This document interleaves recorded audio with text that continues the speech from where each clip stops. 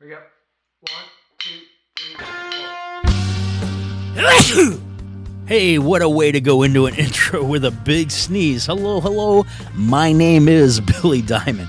I promise you that I don't have COVID, but what I do have for you is a great new episode, and that is episode number 25 of the Branding for Entertainers podcast. And in this episode, we're going to talk to ventriloquist Landon Harvey. And I promise you, you don't want to miss this because I can guarantee you're going to learn a lot about virtual branding. And I think Landon speaks for himself, so he needs no introduction at all. So let's get started with this episode.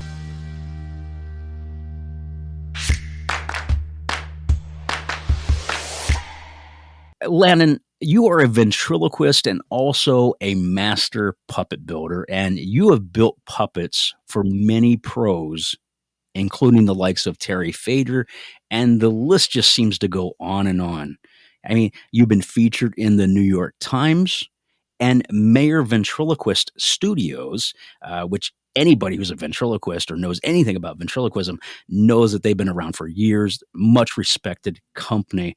And they actually included you as one of 7 people that every ventriloquist should get to know and, more importantly, follow on social media, of course. And I just found this out recently that you opened for the legendary Dick Van Dyke at his Halloween party in Malibu, California, just this past October. That had to be kind of cool. Oh, it was such a neat experience. I keep on saying these great accolades about you, but I think it's truly spectacular because the audience needs to know just how great you truly are. And more importantly, you are so fantastic when it comes to social media. It blows my mind. And I did some stat checking, and currently with YouTube, you have over 9,000 followers, which is amazing to me. And you have over 8,000 followers on Instagram. You have over 1 million followers on TikTok alone. And out of that TikTok thing, with everything that you do content-wise there, you have over 13.6 million likes. And that's as of January of 2022. And the amazing part is your social media presence, it just keeps on growing exponentially every single day. And the amazing part is that you're just 21 years old. But in my mind, you have the mindset of a person who has been in show business for, some 40 years like myself. And I don't even think that happened by accident. So first of all, thank you so much and welcome to the Branding for Entertainers podcast. Well, thank you so much, Billy. I'm really happy to be here. So let's give people a little bit of a background. You and I began working together and developing your brand a couple of years ago. And we worked on things like your website. I helped you create a storefront, and you even had me make some merch, T-shirts, things like that we could put in that storefront. Mm-hmm. But we've also done many other projects over the past couple of years as well. Yeah. I think in the process of all this, people that are listening can really get something out of everything that you have to say. It blows my mind how accomplished you are at 21. Hey, thank you, Billy. I found my passion and just kind of stuck with it at a young age, and I'm very fortunate to have found it. Well, I believe that not only did you find it, but you're absolutely pursuing it, and that takes some work. When you hear numbers like over 1 million followers on TikTok, that's mind-blowing. Somebody could say, well, I can go to Fiverr and I can buy followers. That's not a big deal. But you and I have talked, and the real world and the reality is that you did not do that. This came about organically over time, right? Of course. So how long have you been doing the social media thing where it's like, hey, I'm putting this out here and this is how I build a following? Yeah, as a kid in middle school, I had an Instagram account where I just posted, photos of me in school plays and, whatever. But the real thing that got me hooked on social media was TikTok, and that was back in 2019. And I started growing my following on TikTok. I think I got anywhere from like 10 to 20,000 followers overnight. Oh, come on. No way. Yeah, it was insane. I remember leaving class to go to to pretend to go to the bathroom to then check my analytics and my stats, because this was back in 2019. There were, barely anyone was on TikTok, and so I had just posted videos of me and my puppets doing jokes, and it had skyrocketed, and it was just so crazy. I remember how I had like 500,000 followers in no time. But it's really been such a journey since then, and from realizing my success on TikTok, people were asking me for longer form of content. So I created a YouTube channel, and then I started doing, my podcast, Landon Live, where I interviewed, ventriloquists and performers that I've always looked up to. And it's just kind of really grown from there. Let's back up for a second for TikTok. Here's the thing. And I always talk about your visual, your verbal, and here, I'm giving air quotes here as I speak into the microphone, your virtual brand. And your virtual brand is so important. That encompasses anything that has an online presence. So it could be your website. It could be social media as a whole. So that's what I mean when I say your virtual branding. You've done that. You continue to do that. And I think a lot of listeners would like to be really just as successful as you have been and continue to be and continue to grow. In branding, the visual and the verbal side of it, there are rules to follow. Sure. Things shift to some degree, but they do not shift as near as fast as it does in the virtual world, especially when we're talking about social media. And I'm sure that you've experienced that over the years. And with that being said, TikTok, if we go back a few years, it had kind of a different vibe to it, didn't it? I mean, I wasn't a TikToker back then. I'm still not really a TikToker now, if I'm being honest. Maybe that's something that you can even help me get up to speed with, as well as my listeners. That would be great because obviously you've proven you can build a following. What did it look like when you started TikTok? Was it a whole different format than it is now? I actually was in community college. It was back in 2019. It was my first year of community college, and I was walking to class, and I thought, it had been a few years after the app Musically, which was, you could share people's music and lip sync to it and dance, had kind of switched into what was now known as TikTok. And I thought, well, it seems like that app is getting traction. I don't know if there's another ventriloquist on there, but what if I got on there and tried out jokes that I'd written? Because up to that point, I really wasn't doing enough shows where I could try out the number of jokes and new material that I wanted to, especially if I wanted to introduce a new puppet character. And that's what kind of introduced me into the app. Gotcha. And that's just, that's a really good idea. I mean, it's different than live show, right? Sure. You're in front of a camera, right? Mm-hmm. You're broadcasting that, whether that's live or recorded, whatever. And I guess the same applies whether that's TikTok, YouTube, whatever. I mean, you're putting content out there that maybe you're trying, but isn't necessarily where it needs to be just yet. Now, I know this just from knowing you for a few years, that you're really, really good at improv stuff. It's amazing to me how you interact with people, and it's just like a live show. Even though it's a recording or they're coming back to and watching later, it's neat because in that moment, it's no different than a live show. You have to be very witty and just that. You have to be witty and what your response will be and how you'll act, because you don't know these people. And it's not any different than a live viewing audience. Mm-hmm. You can look at them and kind of prejudge them and think, I think this person might work. But am I correct? Is my assessment of that right when it comes to social media and being on TikTok and live in front of people and interacting that way? Is that fair? Yeah, you're talking about my TikTok live streams? Yeah. It is interesting.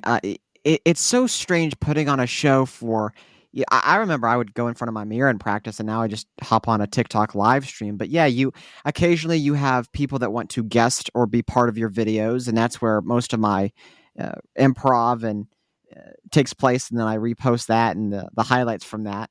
That is what Billy's referring to. But yeah, it's been a really neat way to grow the characters in the way that these different puppet characters would respond to people. Because people that tune into my live streams, they usually gravitate toward a certain puppet that I have.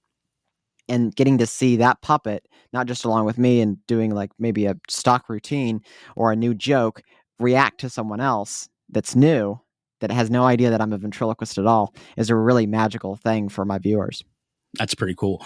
With the numbers being what they are on TikTok, is TikTok your favorite? And then furthermore, how do you decide which platform you'll use for what different things? Is there like a formula that you've used where you're like, this works? And not only does it work for me, but I know this would work for other entertainers. Not at all. Okay, fair enough. It's like what you said earlier, right? It's always changing.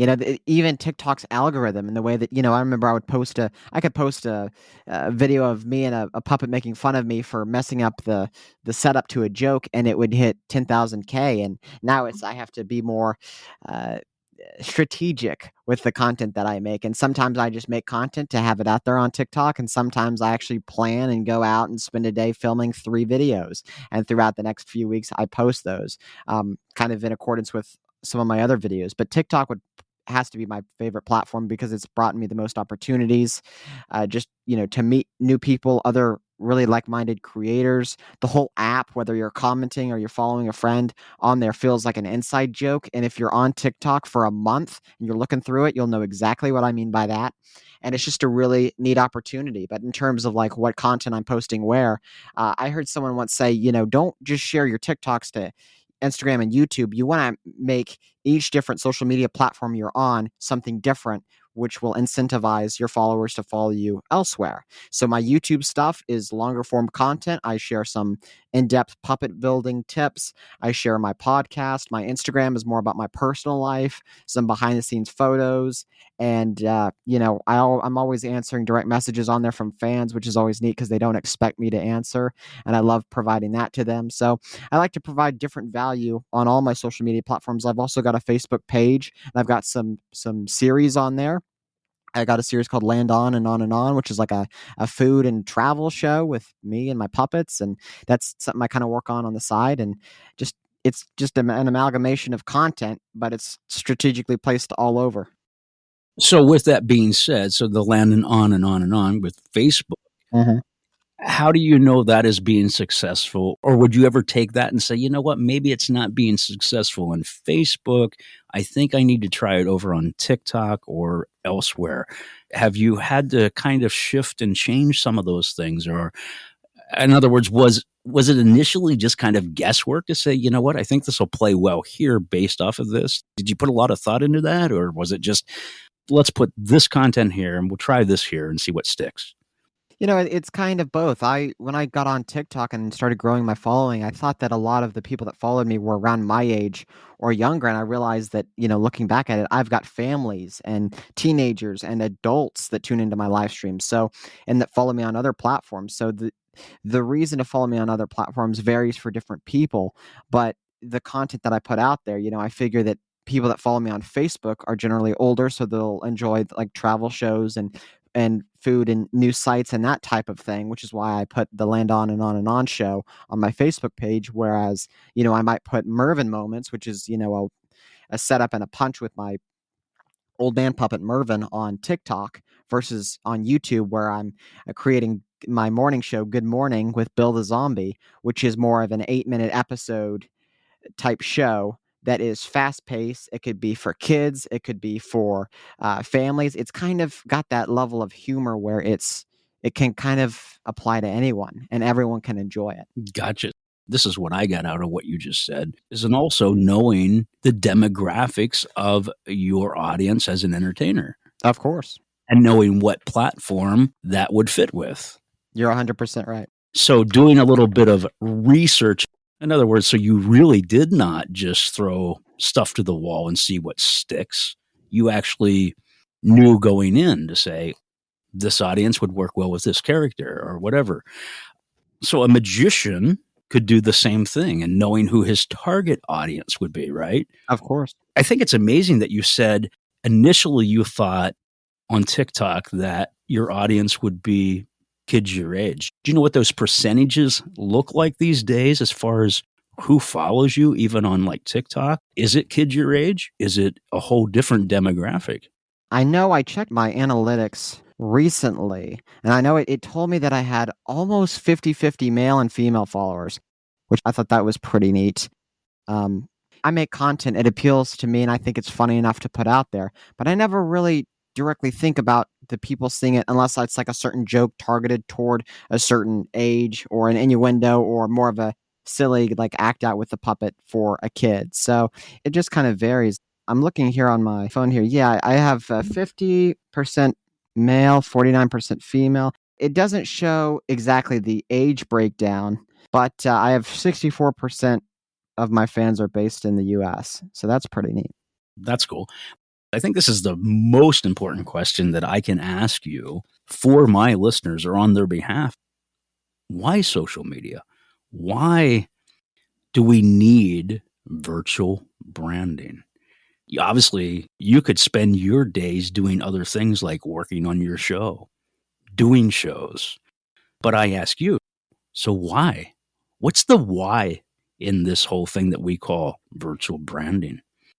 If you're a performer, I think the biggest thing you want to do is provide a show that people enjoy and that people don't forget. But having an online presence, people are able to tune into you and see you on a regular basis. And then if you're back in their town again, if you're touring or if you've got a show, then you can promote it there and they can come back out and see you. So it allows you to stay connected with fans. It allows you to test different things, whether you're a magician, whether you're a ventriloquist or any type of performer. And it allows you to see what's current. And whether if you're a stand-up comedian, being on TikTok is great because you understand the pulse of comedy, of sketch comedy, of what's trending, what's going viral. There's a lot of different reasons to have an online presence, but in terms of why am I on everything today, I want to be relevant and I want to have a documentation of my work from 20 years old to when I retire many, many, many, many years from now. That's a very different perspective because I can tell you most assuredly, and I don't think I'm wrong about this just because I've been in magic for so long. I think most magicians would say, my goal to be on social media is to sell my show. You're doing it wrong. I love the fact that that is not even any bit of your goal that you said. You said it's to document from where I'm at and where I, plan to be. But that's the problem though, right? Because like if you're a magician and you get on there, your thing is every post I'm going to be promoting my tickets and everything. It seems too salesy and it seems forced and people want to find out more about you because we're all humans and we've all got different lives and it's crazy you're on the street and you're passing people that have lived these, amazing lives that you'll never even hear about. So to follow someone that you saw live or that you want to see live and then to see what they're up to, it makes it a lot more personable. I agree with that 100%. I think, it goes back to branding 101 basically, and that's let people into your lives. Let them see the background behind you aside from your talent and what you do. Sure. Just because we do what we do, whether a magician, ventriloquist, whatever, that doesn't define us. I mean, it's what we do, but it doesn't necessarily define us. So what I like is the fact that you are leaving people behind the scenes because I'm assuming that you're not using your characters and everything, or maybe you are, but you're creating this window. You're opening the window to say, this is the behind the scenes, what the audience doesn't normally see. And therefore, the viewing audience makes this personal connection with you. And I would be willing to bet that's why you have currently, again, let me just say, over 1 million TikTok fans. It wasn't because Landon is this good, handsome looking guy. Right. Although all of that is true. Yeah, I'm sure that's true. But there's a special connection there that you've made, I guess is what I'm trying to say, right? Of course. Exactly. Let me ask you this, and that is, did you ever expect in a million years that you would become a virtual brand and become successful so much as a social media, what the term that we dub now today is a social media influencer? And you're that. I mean, that's amazing. I didn't ever expect it to happen. I just kind of fell into it and I've been very fortunate for the entire journey that I've been in and I'm still a part of. The people in the ventriloquist community call me the not the virtual ventriloquist, but they say, he's the online ventriloquist. And I had a friend of mine that said I'm annoyingly everywhere, which made me giggle. But I just try to, post everywhere and share my comedy. And it's been a great gauge to see, am I funny? Am I on the right track with this idea? Should I run with it? Is it something that every entertainer can do? No. I think that you have to have a passion for it. You have to have a passion for performing and a passion for wanting to grow your brand. I know comedians and performers that will, pay someone else to do it, and that's a viable option. You can post clips from your show or, updates and just have a TikTok account and do that. But if you really want to grow a connection with your audience, you have to be the one that takes the phone, that does the hashtags, that responds to the comments. You have to be the one that does all the dirty work to really grow. Gotcha. And I'm going to throw this out there because I don't think he would mind. He's a friend of ours. Okay. And you've really helped him grow. I don't know how much as far as social media, but I can at least say with TikTok, that platform. And that is a ventriloquist that we both know, and that is Joe Gandelman out of California. Love Joe. And Joe's an older guy. He's older than I am. Mm-hmm. And it could be daunting when we talk about social media, regardless of who you are. It's like, well, to do this, I mean, I don't know. I got this going on and this going on. But Joe is somebody who is really, he's taken the time and he's heeded your call of what you've said, where it's like, hey, Joe, if you just do this, if you stay consistent, you do this. And I think it is just like branding and marketing. It's about consistency. Can you speak to that and how you help Joe? And here again, I kind of set it up with the fact that he's a lot older. He's not in the grave. He's been very successful. You just kind of threw him out there and said, do this. And I don't know what his numbers look like today as far as followers, but I think he can also, for my generation anyway, can be a real influence, or not an influence. He could be an inspiration is what I'm trying to say. Of course. Can you talk to that, how you helped Joe in that process? I think it was back when Joe was telling me that he wanted to do more on Instagram, and I had realized that my TikTok following had grown sufficiently, and I recommended he join TikTok. And I said, you'll find that you can try out new jokes and people will gravitate towards certain characters. And he did exactly that. And, he posted multiple times a week and he followed my advice. And I believe he's at over 11,000 followers, which is, fantastic. And that's only been within, I'm just trying to remember when he got on there. Has it been maybe a year or 2 years or? I would say it's been a year. It hasn't been a long time that he's been on the app, but he started doing live streams and he's made money. There's a way to make money from TikTok live streams and also engage in a new way with your audience through that. So it's neat to be able to advise him on joining TikTok and then also kind of compare notes with what he's finding through his journey on the app. So what I'm actually hearing you say is there's really no one size fits all, and there's a multitude of things that you can do with it. Am I understanding that right? Yeah, I think so. Could you maybe give us an example of how that might play out? If you follow magicians on TikTok, there's a lot of magicians that are just magicians on TikTok to get views and don't really do live shows. So it's kind of funny in the same that you have people that are professional magicians worldwide that are new to TikTok. I recommend that they study what are these viral magician kids doing that you can take an aspect of that and implement it into your own video, whether it be a hook or a certain visual aspect or anything along those lines. I think there's just so much to unpack, and we're just kind of getting started. But I really did want to give listeners a good basis with where you're at and what you're doing. Listen, sometimes these episodes I do and interviews that I do with people, I glean so much. It's, I feel like I'm in a master class. Mm-hmm. And I just think that's beautiful when we can share what we know with other people. I know that I've been able to help you, and in turn, you're helping me and you're helping other people. And I just think that's fantastic when it doesn't have to be about money. It's just about, listen, let me share with you what I know. Because I think there are a lot of entertainers out there that feel discouraged. They just feel like, I'm never going to get to my next step. And that's even the goal for this podcast. And, I think that's probably something for you too, where it's like, listen, I learned this. I don't mind sharing this with people. So, Yeah. and I think a lot of listeners would like to learn how to be successful and learn how to grow just like you. So I think it's going to be something that we should pursue and talk about a little bit more. And I'd like to have you on a regular basis where you talk about virtual branding. I think that's a great idea. I think we both have a lot to offer. Well, thank you very much. That's really kind of you to say, and I would absolutely look forward to that. I really appreciate your time, and we will make this an ongoing thing. Awesome. I look forward to being part of it. Fantastic. Well, thank you for joining us on this particular episode, and it means a lot to me, and I know it will mean a lot to listeners. So thank you very much, Landon. You're welcome. Thanks, Billy.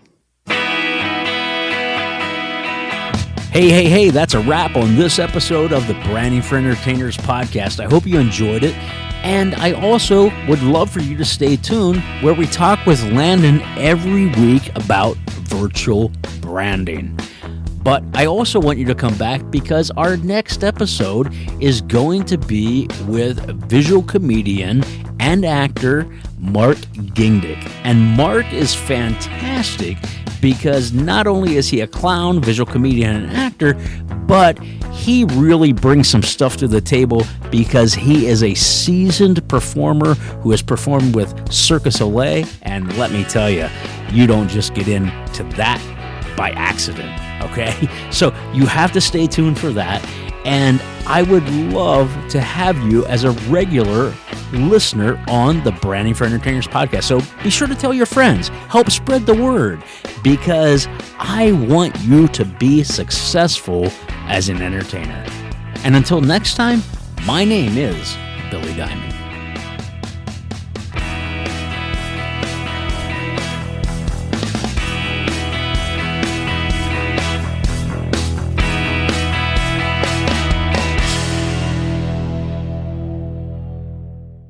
The Branding for Entertainers podcast is produced by me, Billy Diamond, in Hershey, Pennsylvania. All guests on this podcast have agreed to be a part of it and its recordings. Copyright 2022, all rights reserved.